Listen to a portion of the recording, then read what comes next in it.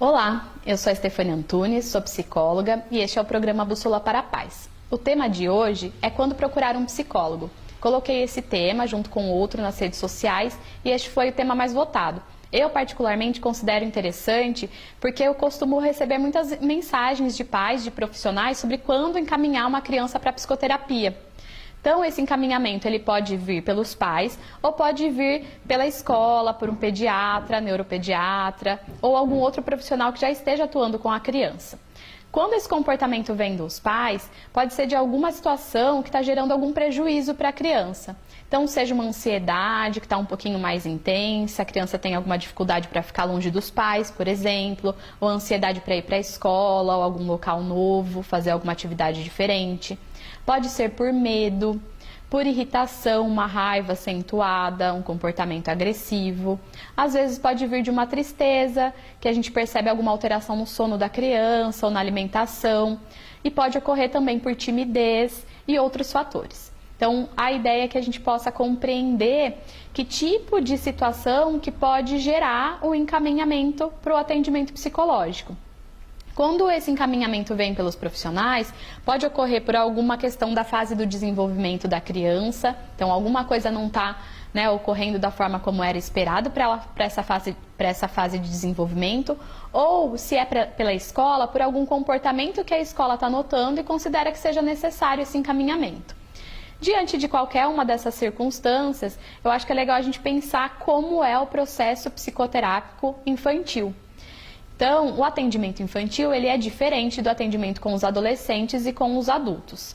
Com as crianças, a ideia é sempre a gente trabalhar de uma forma lúdica, porque assim a gente consegue colher dados, compreender as situações através da forma de se comunicar que é a da criança, que é através de brincadeiras. Então, o que a gente faz dentro do espaço de atendimento infantil são atividades, pintura, massinha, dependendo da idade, histórias.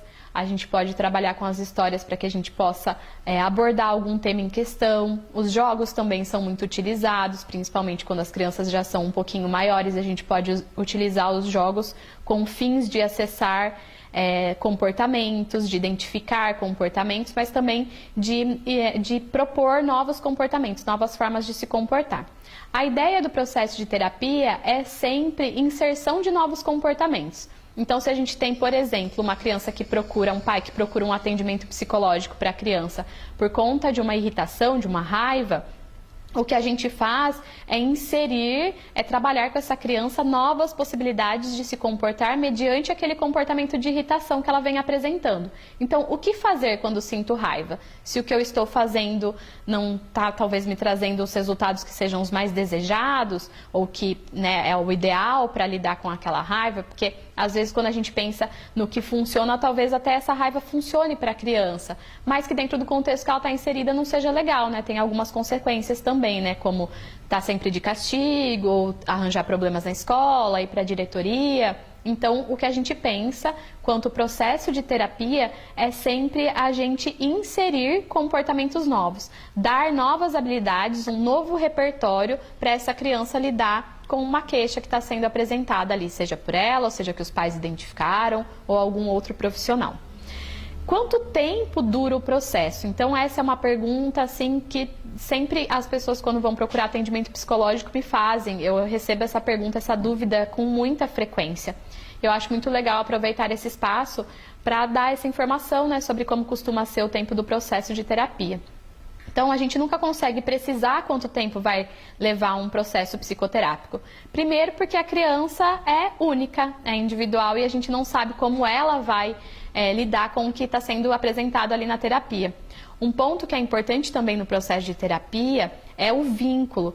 Então, às vezes, levam algumas sessões para o estabelecimento de vínculo, para que essa criança esteja à vontade com o terapeuta e com isso ele consiga realmente efetivar, trabalhar com essa criança depois que ela estiver confiando, se sentindo à vontade, com menos timidez. Então, isso varia de acordo com cada criança. Um outro ponto que altera o tempo do processo de terapia é, por exemplo, quanto tempo esse comportamento queixa está instalado. Então, a minha orientação é sempre que no início de algum comportamento que está gerando algum prejuízo, que está sendo difícil para a criança lidar ou para os pais, né, para lidarem com essa situação, que já busquem a terapia, porque o comportamento que está novo, né, que está aparecendo com menos frequência, há pouco tempo, ele tem mais chances de ser modificado de uma forma mais rápida do que um comportamento que já está instalado há um tempo. Então, esse também é outro fator que varia, né, que pode alterar o tempo do processo de terapia. Um outro fator, e também muito importante, que até muitos pais costumam me dizer, né? Ah, terapia com criança é terapia com os pais. E é verdade. Então, a parte de orientação de pais é algo frequente quando a criança está passando pelo processo psicoterápico. Mediante esse contexto, a gente tem que pensar o quanto esses pais estão abertos para receber e aplicar as orientações da terapia. Porque a sessão costuma ocorrer de 50 minutos a 1 hora, uma vez na semana. E os pais ficam com a criança o restante desse tempo, a escola também. Então, primeiro, eu acho que é importante que haja essa comunicação, se o comportamento está aparecendo na escola, de que seja feito um trabalho multidisciplinar entre a escola e a profissional, mas que também sejam aplicadas as orientações em casa. Esse é um fator que predetermina o sucesso no processo psicoterápico. E também um outro ponto é realmente relacionado à queixa. Né? Então, apesar de haverem estudos baseados em evidências, protocolos de atendimento, a gente sabe quanto tem mais ou menos de sucesso um atendimento dependendo para determinada queixa. Mas o que a gente não sabe dizer é como essa criança vai responder àquele protocolo de atendimento. Então, é algo individual, feito exatamente, exclusivamente, especialmente para aquela criança. E aí a gente espera e vai alterando, né, essas atividades conforme a resposta que a criança vai apresentando. Então, por conta de todos esses fatores, a gente não consegue definir ou precisar o tempo que dura o processo psicoterápico, mas a gente consegue descrever quais são as variáveis que alteram e que proporcionam um maior sucesso no atendimento. Aí tem situações que também podem ser alertas para a ida, né, para a procura de um atendimento psicoterápico. Então, por exemplo, perda de entes queridos, uma situação de divórcio ou alguma mudança na dinâmica familiar que tenha, né, gerado alguma alteração no humor da criança. Dificuldades escolares também costumam, né, aparecer com frequência e até um motivo da escola encaminhar.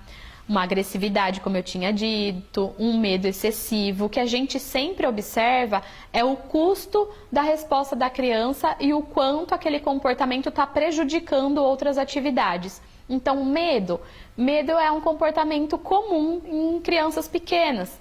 De 2 anos, na fase dos 5 anos de idade também aparecem comportamentos de medo.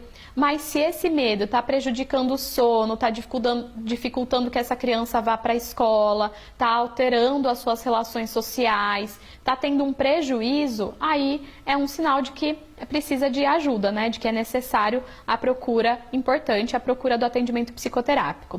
Ansiedade e tristeza também. Então, a parte, para finalizar, assim, a parte de focar na orientação de pais é muito importante. A presença dos pais durante o processo psicoterápico é fundamental, porque, afinal de contas, os comportamentos aparecem mediante um contexto, um ambiente. Então, quando a gente faz a orientação de pais, a gente proporciona que esse ambiente esteja mais preparado para que os novos comportamentos e habilidades que estão sendo treinados em terapia possam ocorrer e aparecer. Bom, gente, eu acho que é isso. Eu espero que tenha ajudado vocês a compreender um pouquinho mais, né, do que leva a gente a procurar um atendimento psicológico. E no final desse vídeo eu vou deixar um recadinho importante para vocês. No dia 31 de março vai ocorrer a caminhada em prol do autismo e da síndrome de Down, às 8h30 da manhã. Então eu conto com a presença de todos vocês para apoiar essa causa tão importante aqui para a nossa cidade. Obrigada e até mais!